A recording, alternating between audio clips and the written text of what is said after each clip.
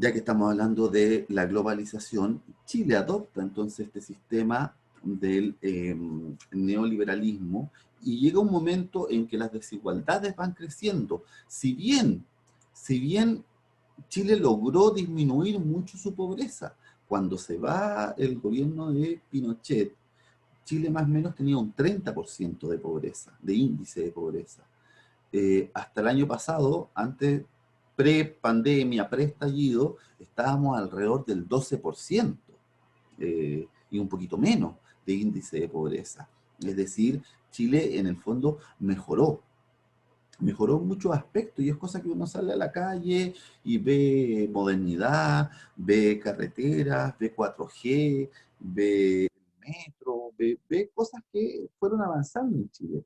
Pero esas cosas que fueron avanzando finalmente fue concentrada en muy pocas personas y la gran mayoría de la población no logra esos beneficios y al final produce lo que se provocó, que es el tema del estallido, que es el tema del descontento, eh, y es cosa de darse una vuelta, lo hablábamos la semana pasada, darse una vuelta por las poblaciones, o sea, eh, mandamos a los pobres, tratamos de esconder la pobreza, los mandamos a la periferia de la ciudad, absolutamente, y construimos bloques con cientos o miles de casas para que tengan su casa propia, pero finalmente hacinación, no hay barrios, no hay plazas, no hay áreas verdes, no hay farmacias, no hay bancos, no hay nada. Y ahí viene, por ejemplo, algo súper importante. A mí me llamaba mucho la atención cuando iba a Puente Alto, cuando estábamos en la peor época, mayo, junio, recuerden, chiquillos, yo no vivo en Puente Alto, pero mayo, junio, cuando estábamos en la peor época de la pandemia, la plaza de Puente Alto estaba llenísima, con filas. ¿Qué hacía el común de las personas? Le echaba la culpa a la gente. Le decía, ay, que son irresponsables, si les dijeron que se quedaran en su casa, ¿cómo es que están saliendo? Por eso esto nunca va a terminar, etcétera. Oiga, pero si yo soy un jubilado y tengo que cobrar mi jubilación porque no tengo acceso a internet, ¿a dónde tengo que ir? Al Banco Estado. ¿Hay un Banco Estado en Bajos de Mena? ¿Hay un Banco Estado en Juanita? ¿Hay un Banco Estado que no sea el que está en Conchitoro? O sea, la gente tenía que ir para allá. Obvio que en Vitacura, en Las Condes, en Providencia, esto no se veía porque hay 24 sucursales de cada banco cada 2 cuadras. En cambio, en Puente Alto está todo concentrado en el centro, alrededor de la plaza. Por lo tanto, la gente obligadamente tenía que salir. En fin, en fin, chiquillos. El tema este de el neoliberalismo, entonces, tiene que ver con un Estado muy pequeño, una concentración en manos de los privados de los bienes y servicios que se le entregan a la gente. Y de esa forma, de este neoliberalismo, es como Chile se abre al mundo. Ya a partir de la segunda mitad de la década de los 80, todavía con Pinochet, pero sobre todo en los años 90, se profundiza el neoliberalismo y Chile se abre al mundo. ¿Y se abre a qué mundo? Al mundo globalizado, al mundo que ya hemos hablado, las comunicaciones, la tecnología, las transacciones financieras, el transporte, el internet, etcétera, etcétera, etcétera. Todo eso, entonces Chile se ve en este mundo. Y aquí es donde entonces vamos a empezar a ver cómo Chile se comportó frente a esto. Y si están tomando apuntes, para que anoten, y avísenme si voy muy rápido, Tratados de Libre Comercio, TLC. Esa es la forma en que Chile tiene una apertura hacia el mundo, ¿ya? Los tratados de libre comercio, es decir, Chile empieza a firmar acuerdos económicos con otras naciones, finalmente con todas las naciones prácticamente. ¿Para qué son los tratados de libre comercio? Para que los productos chilenos lleguen más baratos a esos países y podamos exportar, pero también para que los productos de esos países lleguen más baratos a Chile y podamos importar. Un país globalizado, un país que está en la globalización, se mueve en dos ámbitos. las importaciones y las exportaciones. Es decir, lo que yo le vendo al mundo y lo que yo le compro al mundo. Si alguien puede responderme en el chat o en el audio, ¿qué creen que hace un país desarrollado? ¿Qué creen ustedes que es lo mejor para un país? ¿Exportar más o importar más? ¿Cuál es el equilibrio ahí en la economía? ¿Qué creen ustedes? O alguno de ustedes. ¿Qué es más importante, exportar o importar? Mientras, mire, ahora me está funcionando el notebook. Ya, ahí la Cata nos dice exportar. ¿Alguna otra opinión respecto a qué será? ¿Qué será, chiquillos, más importante? ¿Exportar o importar?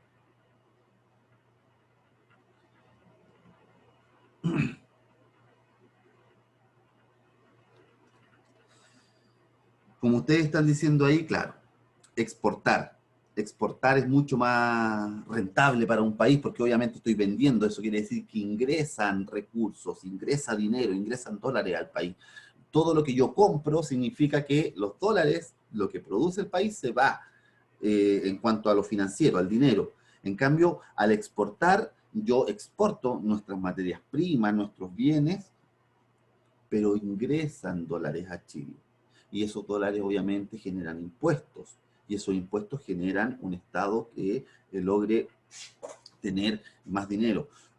Importar es fundamental, porque si no, no tendríamos la vida que tenemos. No podríamos hacer esta clase. Usted, ninguno de sus celulares, computadores, nada de lo que nos permite ahora estar en contacto, fue inventado en Chile. Todo viene de afuera. Todo. El computador, el celular, el cable de esto, el cable de esto otro, la batería, etcétera. Todos los elementos tecnológicos no se fabrican en Chile. Vienen de afuera. Por lo tanto, obviamente que importar es fundamental, pero la idea es que exportemos más de lo que importamos. Y eso tiene un nombre para que lo anoten. Se llama balanza comercial. Balanza comercial es la diferencia, es decir, es la resta entre todo lo que exportamos y todo lo que importamos. ¿Ya? Yo tomo todo el dinero de las exportaciones y le resto todo el dinero de las importaciones. Igual, balanza comercial. Y esa balanza comercial para un país siempre tiene que ser positiva. Es decir, el resultado de la resta de las exportaciones con las importaciones tiene que ser un número positivo. Eso quiere decir que exporto más de lo que importo. Financieramente soy un país sano. Recibo más de lo que gasto. ¿Ya? Eso es súper, súper importante, chiquillos. Denme un segundo. Parece que aquí encontré. Ya. Así que, en ese sentido, chiquillos, entonces, es muy importante que nosotros seamos capaces como país de producir bienes y servicios que podamos venderle al extranjero. ¿Qué dije? Dije que la balanza comercial siempre tiene que ser positiva, es decir, cuando nosotros tomamos las exportaciones, todo el dinero, los millones y los miles de millones de dólares que nosotros le vendemos al mundo y le restamos los miles de millones de dólares que compramos al mundo, el resultado de eso se llama balanza comercial. Y esa balanza comercial tiene que ser siempre positiva. Es decir, ingresan más dólares al país de lo que el país gasta en el extranjero. Es súper importante. Y nosotros, afortunadamente, en Chile, durante los últimos 40 años, hemos tenido una balanza comercial positiva.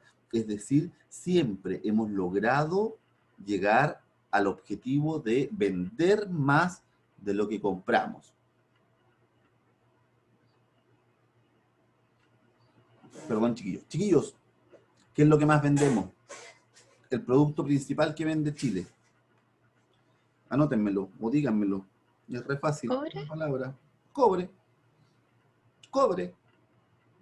es lo que se llama el sueldo de Chile.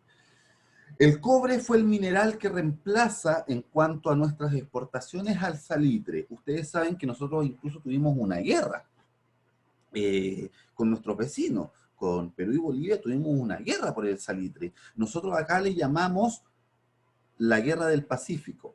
En Perú y Bolivia se conoce como la Guerra del Salitre, porque no era el Pacífico lo que estaba en juego, era el salitre.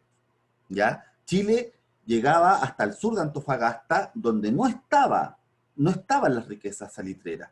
Las riquezas salitreras estaban en Tarapacá y en Antofagasta, más o menos entre Iquique y Antofagasta. Ahí estaba la riqueza salitrera.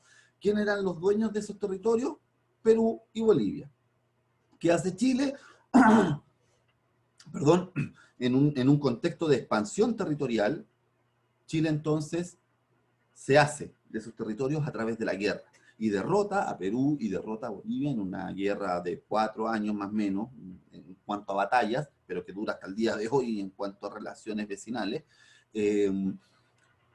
Derrota a Perú y Bolivia y se hace dueña de la región de Tarapacá y Antofagasta y logra la riqueza del salitre y nos forramos, chiquillos, nos forramos, no los pobres, ustedes saben que el obrero, el pobre, no, se forró la élite y en cierta medida el país.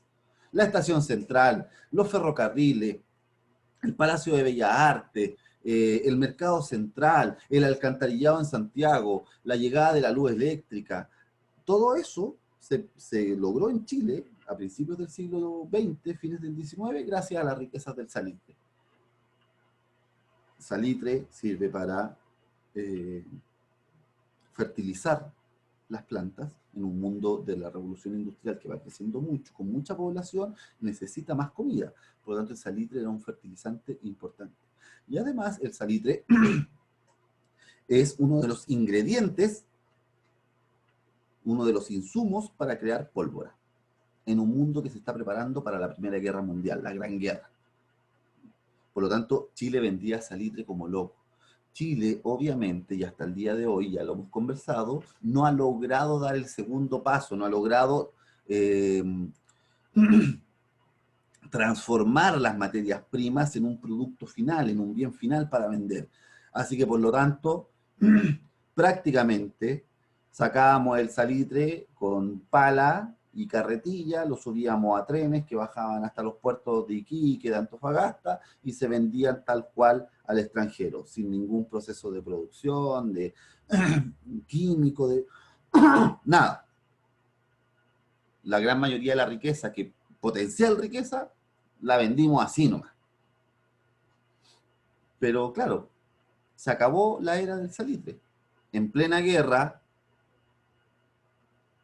Alemania queda aislada, eran los malos de la Primera Guerra Mundial, Alemania queda aislada, ningún país puede venderle nada, Inglaterra, Estados Unidos le prohíben a Chile venderle salitre, y como ustedes saben, los alemanes, trabajadores eficientes, inteligentes, inventaron un salitre sintético. Es decir, inventaron con fórmulas químicas un salitre que tiene las mismas propiedades del salitre natural y que es mucho más barato. Por lo tanto, terminó la guerra, nadie más le compró salitre a Chile, porque era más caro. Ya existía el salitre sintético, se traspasaron la fórmula, listo, se acabó el negocio. Y ahí entonces aparece con fuerza la que era la segunda exportación chilena, que era el cobre. ¿Era importante el cobre en Chile? Sí, pero no tanto como comenzó a hacerlo entonces a partir del fin de la era del salitre en los años 30, 1930, hace unos 90 años atrás. Y desde ahí el cobre es nuestro principal ingreso. Durante un primer periodo, entre el año 1930 y 1970, todo el cobre estuvo en manos de compañías extranjeras, sobre todo norteamericanas, como ahí puso Anyara, a la llegada de... Primero es Frei Montalva, el gobierno de Frei Montalva, el año 64, que hace lo que se llama la chilenización del cobre. ¿Qué quiere decir esto? Que todas las vetas de cobre que se descubran van a ser de Chile, y además Chile compra el 51% de las acciones de las empresas norteamericanas. ¿Ya? Es decir, Chile es dueño de la mitad más uno del cobre chileno. Y luego viene ya el paso con Allende, cuando asume su gobierno, que incluso la derecha vota a favor de esto, que es la nacionalización del cobre. Es decir, se le iba a comprar a las empresas norteamericanas todo el cobre que estaban explotando en Chile. Sobre todo las dos minas principales de esa época, Chuquicamata y el Teniente. Chuquicamata allá en Calama, en la región de Antofagasta, el Teniente aquí cerquita en Rancagua hacia el interior. Se nacionaliza el cobre, pero ¿qué hace Allende? La ley decía que tenían que pagar cierta cantidad de dinero, porque era una expropiación, en las expropiaciones se paga. Pero ¿qué hace Allende? Dice, no, no vamos a pagar ningún peso, ningún centavo, porque ustedes llevan 40 años explotando el cobre chileno y han tenido utilidades excesivas. Así que esas utilidades que han tenido durante 40 años son el pago del cobre. Y finalmente no le paga ni un peso a las industrias norteamericanas que estaban a cargo de Chuquicamata y del Teniente. ¿Qué provoca eso? Bueno, lo que va a desencadenar en la intervención de Estados Unidos para provocar el golpe del 73, ¿cierto? Bueno, el cobre finalmente termina siendo nuestro principal producto. Viene el golpe del 73, viene la dictadura de Pinochet, viene el neoliberalismo, ¿y qué se hace? Todo lo que había nacionalizado Allende se deja para Chile. Se deja bajo la empresa que se había fundado en la época de Frei, que es Codelco. ¿Ya? Todo el cobre, hasta ese momento, entonces sigue estando en manos chilenas, con Codelco. Pero, a partir del año 74, todas las nuevas vetas de cobre que se van descubriendo, se le entregan a privados. Ahí es donde, por ejemplo, en Iquique se encontró hace varios años una gran veta de cobre que es Collahuasi. Está en manos de privados, no es del Estado de Chile. Solamente Codelco es el que administra o explota el cobre que se había nacionalizado. Todo lo nuevo, todo el nuevo cobre está en manos de privados, que pagan un royalty, así se llama, que es un impuesto especial a las ventas que le dan al extranjero. Por lo tanto, todo lo que vende Codelco, más todo el impuesto que se cobra por el cobre que está en manos de privados, es el principal sueldo de Chile. Es nuestra principal ganancia. Es lo que más exportamos. ¿Qué es fundamental para una economía? Dos cosas. Uno, que si yo tengo una materia prima que estoy explotando, ¿cierto? Si yo tengo un recurso natural que estoy explotando, que no solamente lo venda así, sino que además le dé un valor agregado, que lo industrialice. Y es el error en que como Estado de Chile seguimos cometiendo. El cobre, chiquillos, no es que yo vaya caminando y me encuentre una roca de cobre. El cobre es mineral que está dentro de piedras, de cerro, de roca, de arena, de una piedra, dentro tiene cobre. Por lo tanto, lo que se hace acá en Chile, lo que hace Codelco, la empresa, es simplemente fundir, derretir esa piedra, separar el cobre de lo que es la piedra, ¿cierto? Y todo ese cobre se va a una fundición donde se hacen unas placas con un cobre que tiene una pureza del 90 y tanto por ciento, que Chile es el que más produce cobre y además el que más produce cobre puro. Pero eso es lo que vendemos nosotros, unas placas de, no sé, 2 metros por 1 metro y medio, que pesan cientos de kilos, y esas son lo que nosotros vendemos. Pero nosotros no vendemos el cobre convertido en cable, convertido en cañería, convertido en... es decir, darle un valor agregado. Eso Chile no lo hace. Y ahí es donde se pierde la riqueza. Porque un producto que vendemos a 1.000 pesos, lo podríamos vender a 10.000. Ahí hay un error. Ese es el primer error. Y el segundo error, o lo segundo que se necesita para un país globalizado, es diversificar su producción, no depender de un solo producto. Y ahí sí Chile ha hecho un esfuerzo. Porque ¿qué pasa si mañana inventan el cobre sintético? ¿O qué pasa si el cobre se nos acaba? ¿O qué pasa si el cobre pierde su pureza? Ya empezamos a sacar roca y roca y no hay tanto cobre. Ese es un riesgo para la economía chilena. Y ahí se nos acaba. Se nos acaba definitivamente. Por eso tenemos que diversificar. Y Chile lo ha logrado. Sí, Chile lo ha logrado, muy poquito, pero lo ha logrado. Primero tenemos miles de kilómetros de costa, por lo tanto, lo que se hace es sacar las riquezas del mar,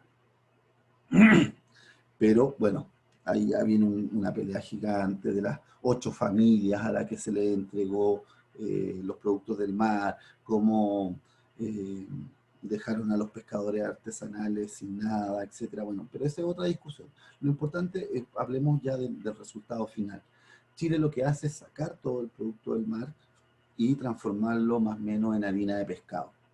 Es como lo que hace el señor Burns en ese capítulo con Lisa, cuando Lisa lo hace reciclar y le recupera la planta nuclear, que arrastra en el fondo todo, se muele todo el resultado y al final lo que tenemos es esta harina de pescado que sirve para, eso, no sé, es materia prima o es un ingrediente para el pellet de los animales y para varias cosas más que es comida, sobre todo para las grandes ganaderas del mundo, la harina de pescado. Las vacas, las gallinas, lo que nosotros le damos, el dog chow, todo eso tiene harina de pescado. Así lo vendemos. Otro recurso importante es el tema de la madera, como otra discusión que también es política, cómo se cambió todo el panorama de la zona centro-sur de Chile, todo el bosque nativo, todas las tierras mapuches, ¿cierto? Se llenaron de lo que son los pinos y los eucaliptos, porque crecen muy rápido. Por lo tanto, ahí es donde viene la celulosa. Y Chile es uno de los principales productores de papel del mundo, que es el papel tisú, que es lo que conocemos como el confort, como la toalla nova, etcétera. Eso es en base a la celulosa, ¿cierto? Que se saca de los recursos de la madera. Ahí hay otro ingreso para Chile importante. La fruta también, todo lo que tiene que ver con las paltas y la fruta en general, las manzanas, las peras, las uvas, todo lo que se envía al extranjero. El vino chileno. Todo eso entonces es diversificar la economía. Como hablábamos, la globalización trae grandes también perjuicios. Uno de los perjuicios es el tema medioambiental, el tema del poco cuidado sobre el planeta. Por lo tanto, claro, Chile produce muchas cosas, pero también va arrasando su naturaleza, tanto en el mar, como en la tierra, como en el aire, etc. Eso es lo que vende Chile. Cobre, prácticamente, o un poquito más de la mitad de lo que vende Chile, como el 50 y tanto por ciento de todos los ingresos chilenos son cobre. Luego son los productos agropecuarios, es decir, lo que tiene que ver con el campo, con la agricultura, y luego lo que tiene que ver con la pesca. ¿Ya? Esos son los tres principales productos que Chile le ofrece al mundo. Ahora, ¿qué creen ustedes que es lo que más compramos? A ver si alguien, no voy a decir la chunta, pero a ver si alguien logra llegar al... ¿Qué es lo que más compramos al extranjero? ¿Qué es lo que más importa a Chile? ¿En qué más se va la plata chilena al extranjero?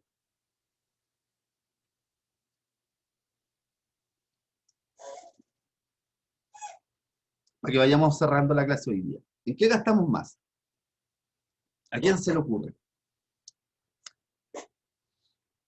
¿Será en tecnología? ¿Será en juegos de Switch? ¿Será, qué sé yo? ¿En qué es lo que más gastamos como país? ¿Qué es lo que más compramos? Todo ese dinero que recibimos, todo esto de la balanza comercial, autos, por ahí va, tecnología, no, cosas de transporte, ya, ¿qué cosa de transporte? No, no son máquinas.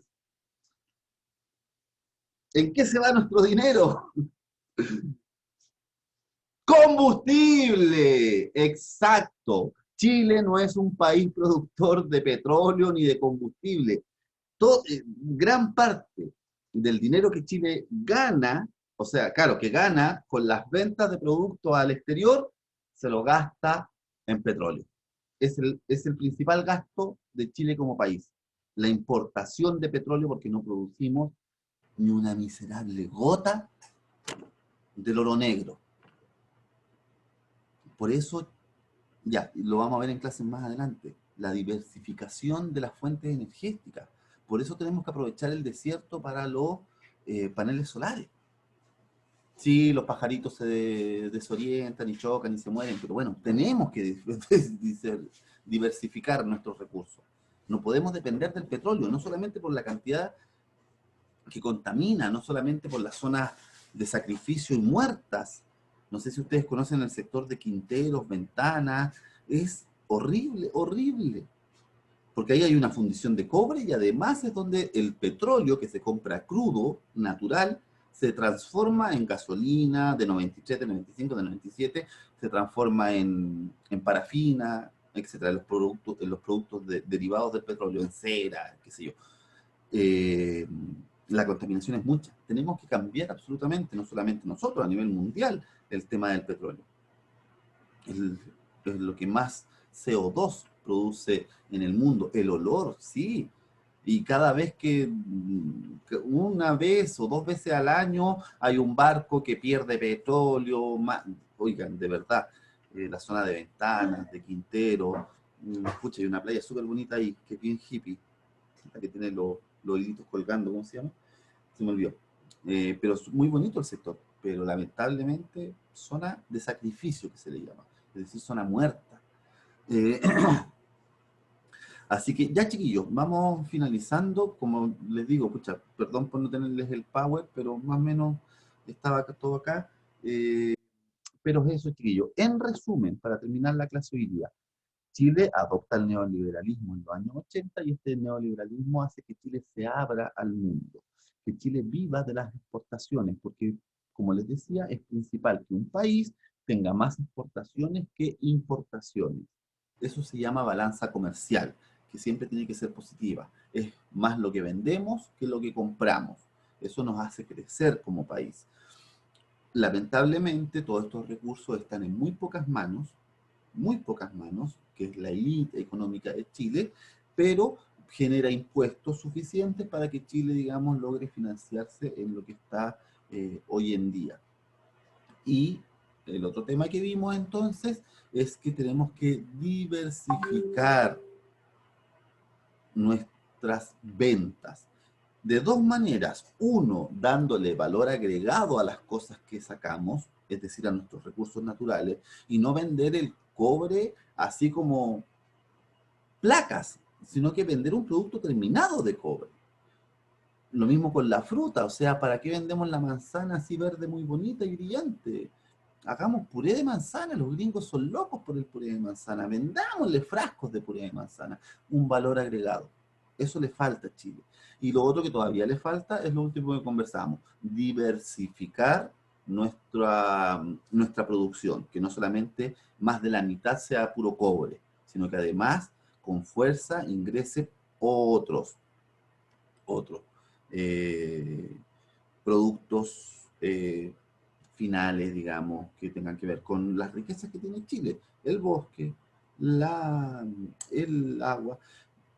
Hay millones de oportunidades, lo que pasa es que Chile no invierte en ciencias, chiquillos, no invierte en ciencia. Hay una energía que se llama, ay, no me acuerdo el nombre exacto, perdón chiquillos, pero es tratar de tomar la energía de los volcanes. del movimiento de la Tierra. Chile es el país con más volcanes en el mundo. ¿Cómo no vamos a ser capaces de pagarle a un grupo importante de científicos, encerrarlos en una pieza, por, aunque sea 30 años, y loco, piensen cómo sacamos una energía potencial que le podamos vender al mundo de los volcanes, o del mar, o del sol en el norte, o de los vientos en el sur? Eso es el desafío que tiene Chile para el siglo XXI, o si no, se nos va a acabar el cobre, y hasta ahí nomás llegamos.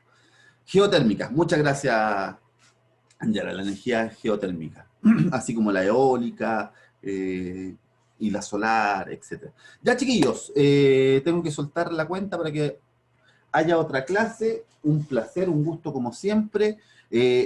Mi compromiso, notas, trabajos, mandarles el trabajo con las instrucciones en la rúbrica, pero van a tener 2 semanas. O sea, esto va a ser para los días del 20, 20 y tanto de noviembre. Ahí es cuando tengan que enviarme el trabajo. Va a ser cortito para no darle más presión a ustedes con todo lo que están y tampoco para que yo me demore tanto, pero sí para que busquemos cosas importantes, pero ojo, no va a ser tanto sobre la globalización en general, porque ya lo vimos mucho, va a ser sobre Chile, sobre lo que estamos conversando a partir de esta clase. En la tarde subo esta clase.